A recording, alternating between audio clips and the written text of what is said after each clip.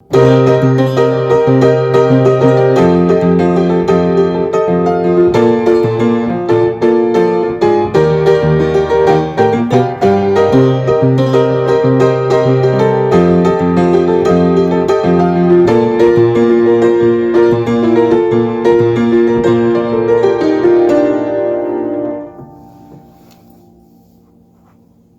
Tuesday, people are showing off the stuff that they can do because we can't meet in person and my glasses are fogging up.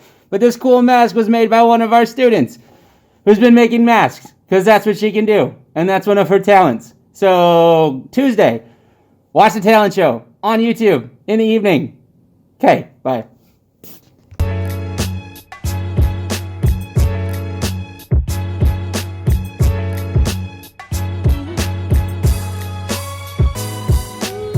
Hey, I'm Michael, and welcome to the Edge Quarren Stream.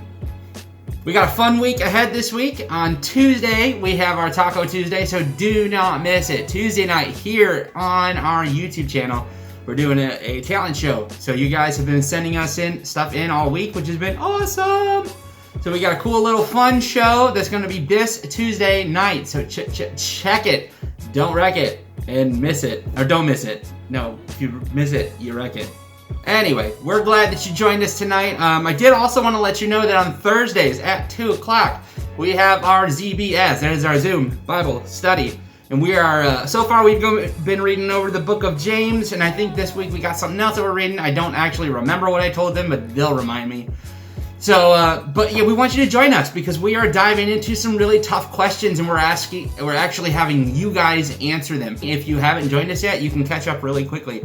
So Thursdays at 2, the link will be below. So I want to give a shout out to some of our friends, our friends up in North Branch. By the way, do you know we have students from North Branch who go to Edge? Do you even know where North Branch is? It is a long way away. They drive about an hour to church on Sundays when they come down, which is crazy. Some of us don't even want to drive 10 minutes, right? So I just want to say you guys are awesome. It was great seeing you yesterday. And for those who we have seen in their driveways, it's been great catching up with you. We're trying to get to as many houses as we possibly can, so be on the lookout. We've been studying the story of Joseph the last few weeks, and our series is all focused on what to do when you don't know what to do, or what to do when you can't see the big picture, because it's hard to make decisions when you don't know what's coming next. On week 1, we talked about when you don't know what to do, first realize how you act and how you respond has an effect on your family. On week 2, last week we had Drew Collins here, and we learned how even when you're not sure what to do, we can always begin by knowing that God is with us, and that can change how we think about things for our future. But this week, week 3, we have special guest Lisa Doane, small group leader, who is going to be coming and talking tonight. And we're going to be diving into what it looks like to take the next right step, even when you don't know what tomorrow holds. So stick with us, and let's dive into the story of Joseph together. When Joseph was taken to Egypt by the Ishmaelite traders, he was purchased by Potiphar, an Egyptian officer. Potiphar was captain of the guard for Pharaoh, the king of Egypt.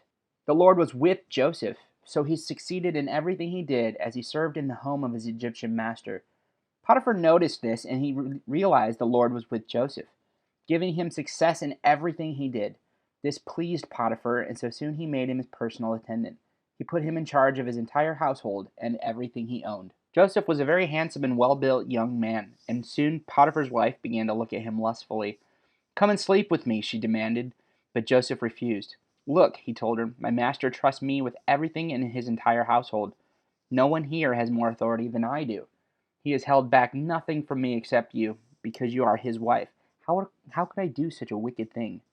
It would be such a great sin against God." He kept out of her way as much as possible. One day, however, no one else was around when he went in to do his work. She came in and grabbed him by his cloak, demanding, "Come on, sleep with me." Joseph tore himself away, but he left his cloak in her hand as he ran from the house. When she saw that she was holding his cloak and he had fled, she called out to her servants. Soon all the men came running. "Look," she said, "my husband has brought this Hebrew slave here to make fools of us. He came into my room to seduce me, but I screamed. When he heard me scream, he ran outside and got away, but he left his cloak behind with me." Potiphar was furious when he heard his wife's story about how Joseph had treated her. So he took Joseph and threw him in prison where the king's prisoners were held. and there he remained. But the Lord was with Joseph in the prison and showed him his faithful love, and the Lord made Joseph a favorite with the prison warden. When I was in high school, I would say I was probably as weird as I am now. But I still managed to have. I had friends like in every single friend group, I guess, or every people group that there was, every clique in high school. But I remember one time that I had some friends that they were actually fairly popular, and they invited me over for a party one time, and I was kind of surprised. So I went to the house. I got to their house, and we had some fun. We played some games. But then after parents went to bed, then I'm not going to go into too many details, but basically I got offered some stuff that was not appropriate, things that I knew were not healthy for me, and actually would have probably gotten me in trouble. And I had this dilemma in my mind, because I was like, man, I really wanted to fit in with some people. You know, I thought, man, it'd be really cool to get to know these people. But at the same time, I was like, man, if I say yes, then what happens if I get asked to do something else later on? You know, what happens if it doesn't stop here, but this is where it begins, you know? And I was like, I also don't want to look lame, you know? I don't want people to talk about me. I don't want people to ignore me at school, because that's tough, you know? It kind of matters. It matters what people think, you know? Especially when you're in school. And I initially said no, and then they asked me. They were like, no one's gonna know. I mean, parents are here. Our parents are sleeping, and you know they don't even really care, and it's not that big of a deal. And I just kept thinking, what do I do? I knew that making a decision in this moment was also making a decision for the future, and I wasn't sure on how to respond. I wasn't sure what to say, so I snuck away to the bathroom, and after a few minutes, I came back out, and I was like, listen, guys, I don't feel well, and I ended up going home. And my family didn't even ask questions. They just, I'm sure they assumed. But that was a really tough decision that I made. So afterwards, I never got invited to hang out with them again. I knew that was a risk that I would be taking, and I didn't get asked to hang out with them. They wouldn't talk to me when we were at school. I had other friends, so that was great. But eventually, it was something. It just was never mentioned again. And even though I'm bummed, I didn't get to know them more, you know, and kind of got left out of everything because of that decision. I also know that I don't regret that. You know, I can look back at that time and be like, I don't have any regrets from that night. And you know, sometimes the right thing to do is obvious like that, but you know what? Sometimes it's not. We've been talking about the story of Joseph, and man, he has had some ups and downs. Just to recap, remember, when he was young, he was completely full of promise. He had a gift and ability that people didn't have. Then he found himself in a position that he didn't ask for. You know, the author was quick to point out that God was with Joseph in everything. And so when he was purchased, he was made a servant in the house of somebody named Potiphar. And I can't imagine what it would be like for Joseph to be in that situation where he didn't know what would happen next. Like, he didn't know.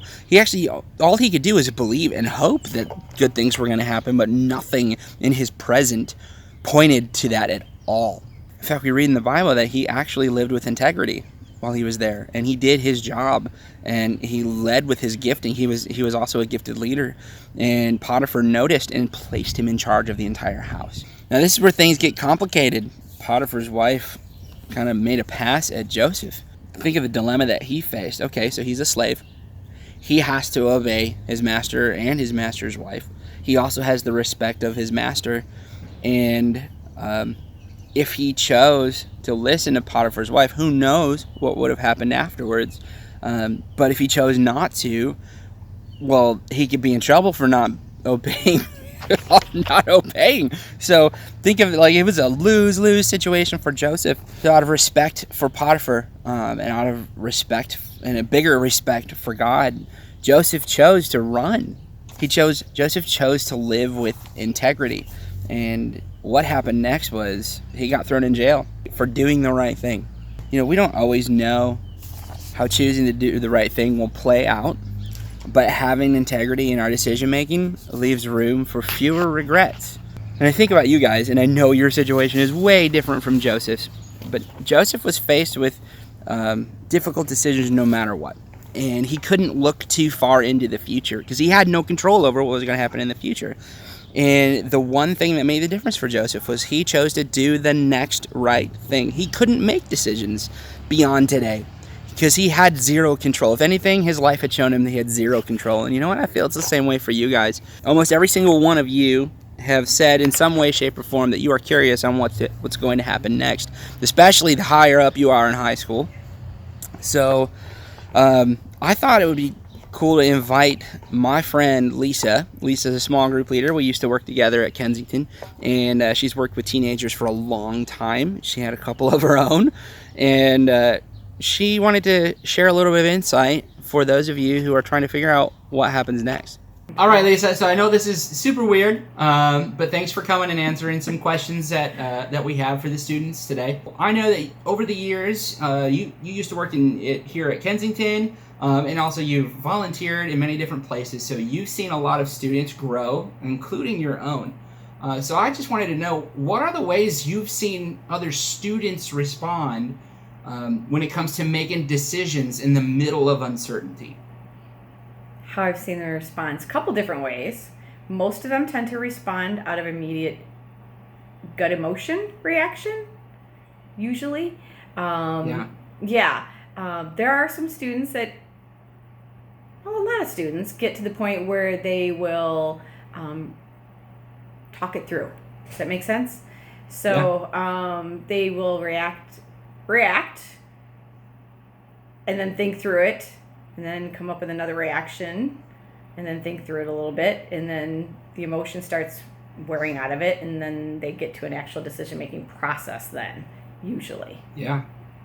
So like there's the initial kickback reaction. Yes. And then once some time has passed, then they come to what they actually want to do or actually think about in that moment. Right.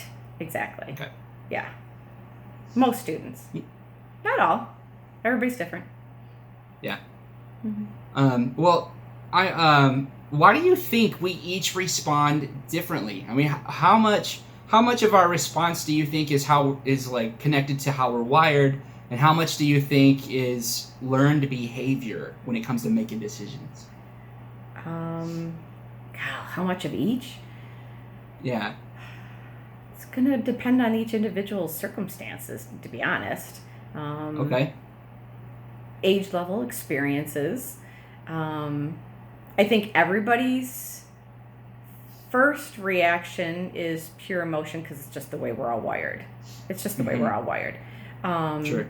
So it's the secondary step. Can they check those emotions and then start thinking through it?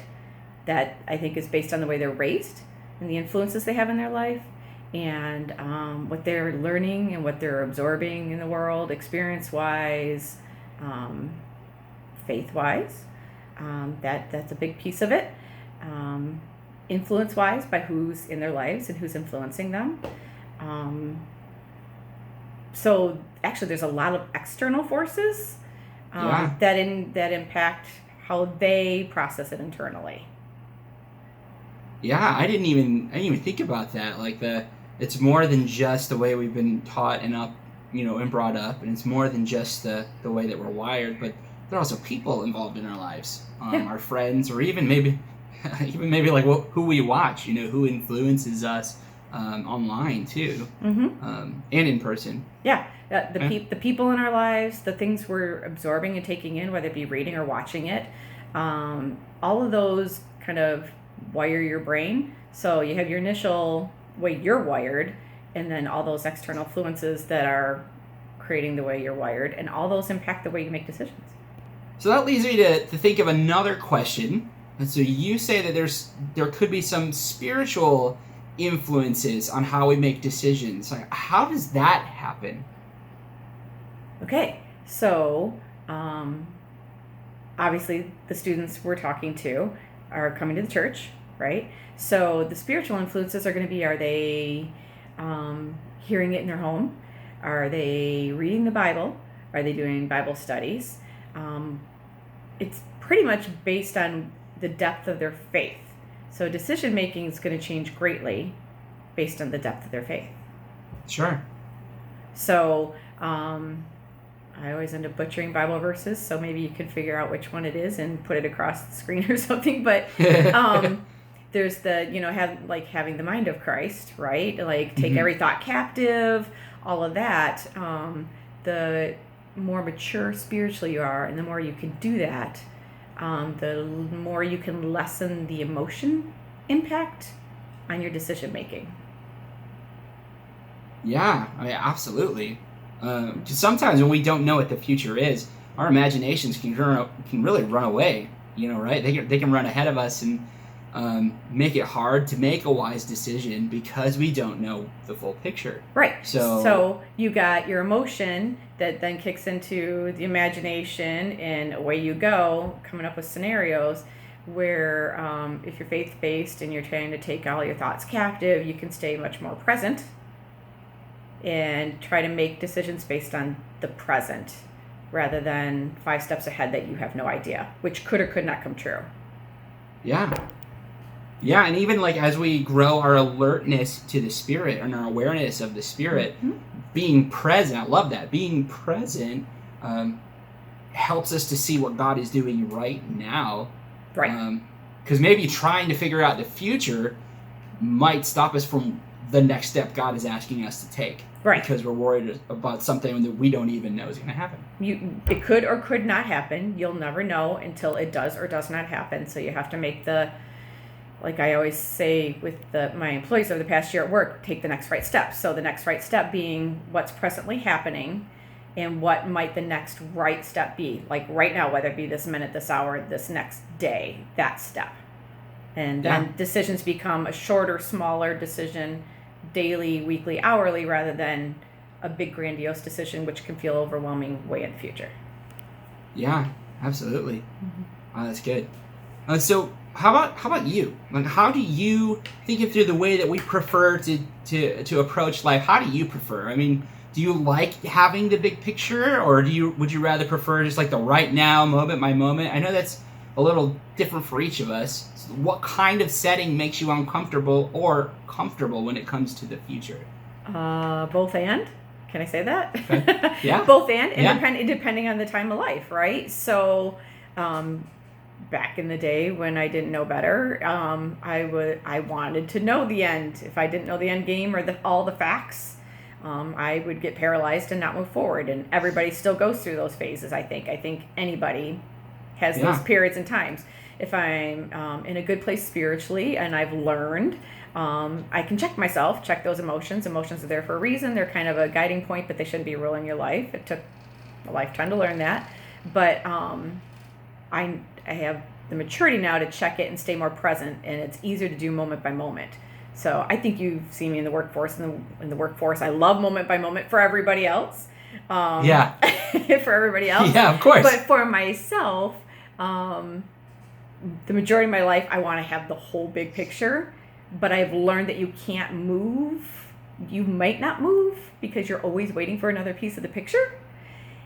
And you're never going to have all the pieces of the picture. So you got to move with clarity, not certainty. Does that make sense? Oh, wow.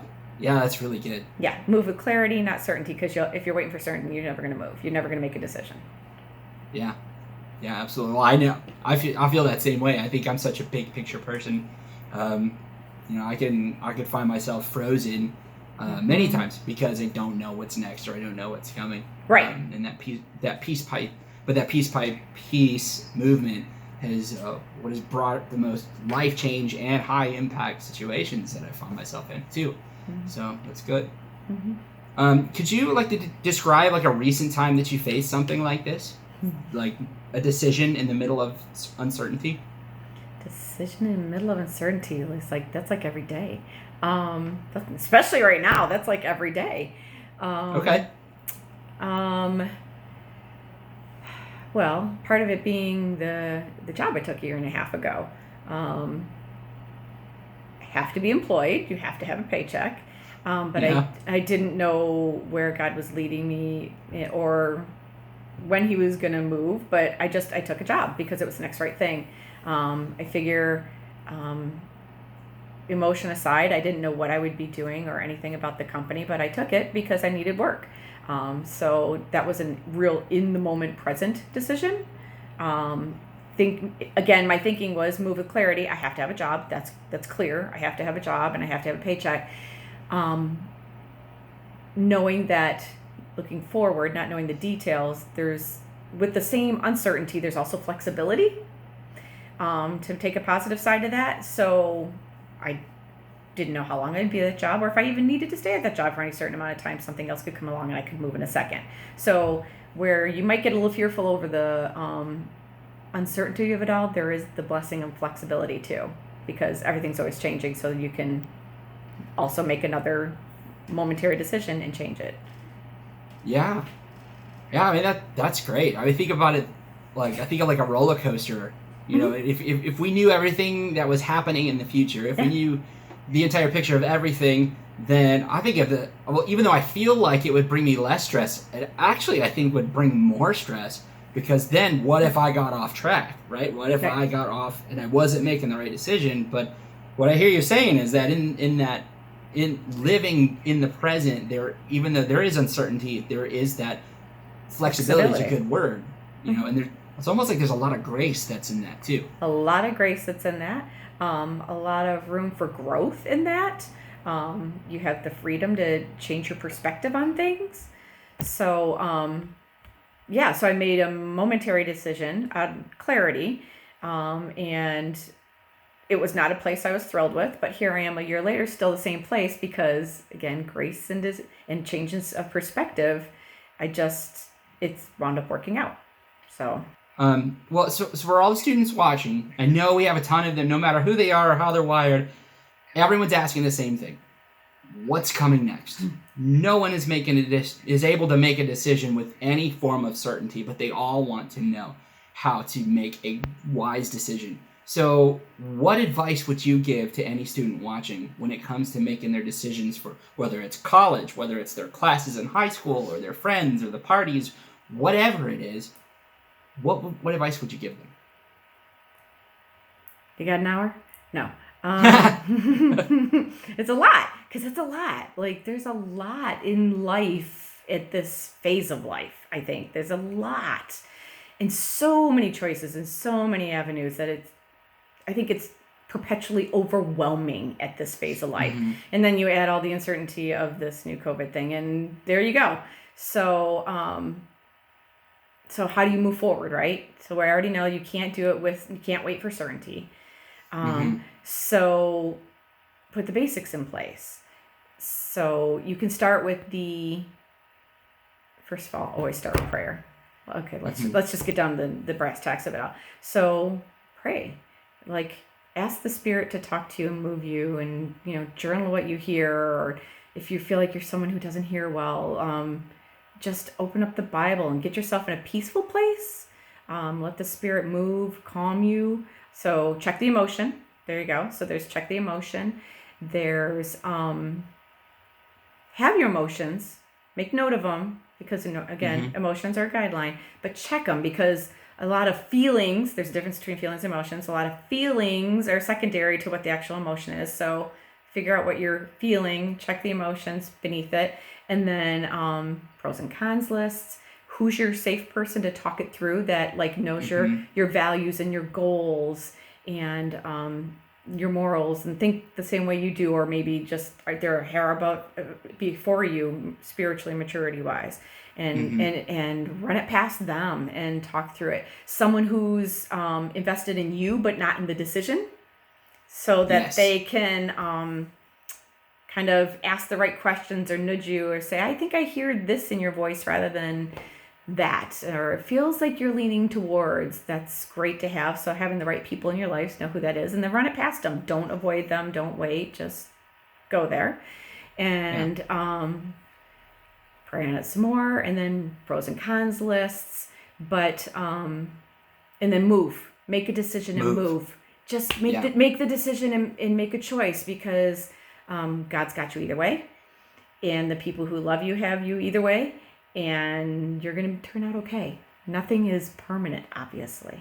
So yeah, that's for sure. Nothing's Would you ever would you ever think of putting a limit on how long before making a decision, or does that just depend on what the situation is? I think it depends on the situation. So if God's spoken to you, you better do it right away. Obedience is a big one. Like if you actually really feel strong, like the Spirit's moving one way or the other, God said something, don't wait. Move. Yeah.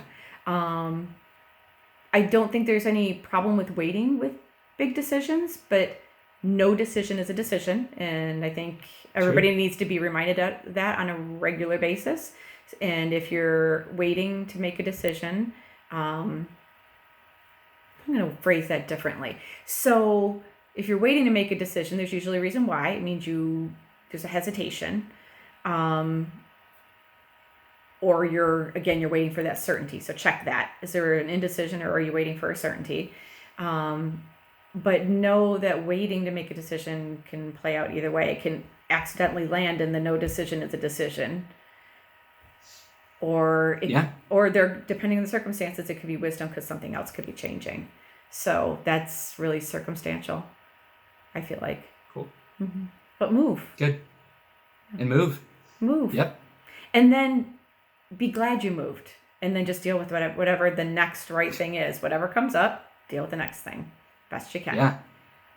Yeah. Instead of taking everything at once. I mean, I'm just reminded constantly about Jesus' teaching that don't look too far ahead in the future. You know, focus on what today brings you and what you have. Tomorrow's got its own troubles. That's the phrase I was just going to say. Tomorrow's got its own troubles. Just handle today's right here today. And it took a long time to get there. Yeah. So to students, it took me a long time to get there. So hopefully they can do it a whole lot faster than we did. A whole lot faster than we did. Lisa, thanks for taking some time out of your Saturday to come join us. We really appreciate it. No problem.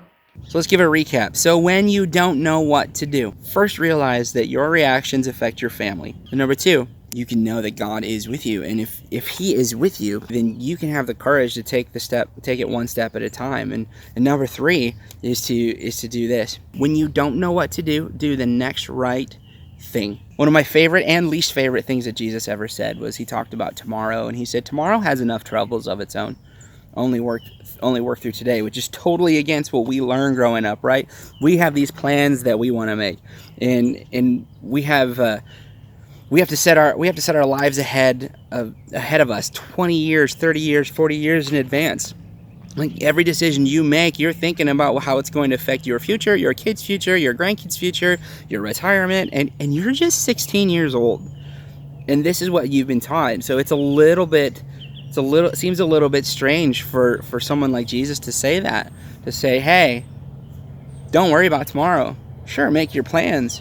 But at the end of the day, the only thing you can control is your decision right now. So when you don't know what to do the next right thing. So maybe for some of you, that means just sending out the college applications. Not worrying so much about which one to choose, just send some of them out. Maybe for you, you want to help people right now in this time and you don't know. So you're like, I don't know the best way to help somebody. Well, don't look for the best way, look for one way. Look for one way to help somebody. Who is one person you can help right now? And how can you help them? How can you bless them and bring life to them?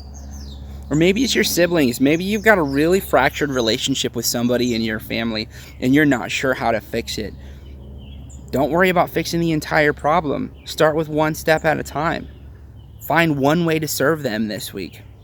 Maybe you've got a broken relationship with somebody at school and you haven't seen them in a while because of this quarantine, but man, you really kind of wish things would eventually go back to the way they were before your last fight.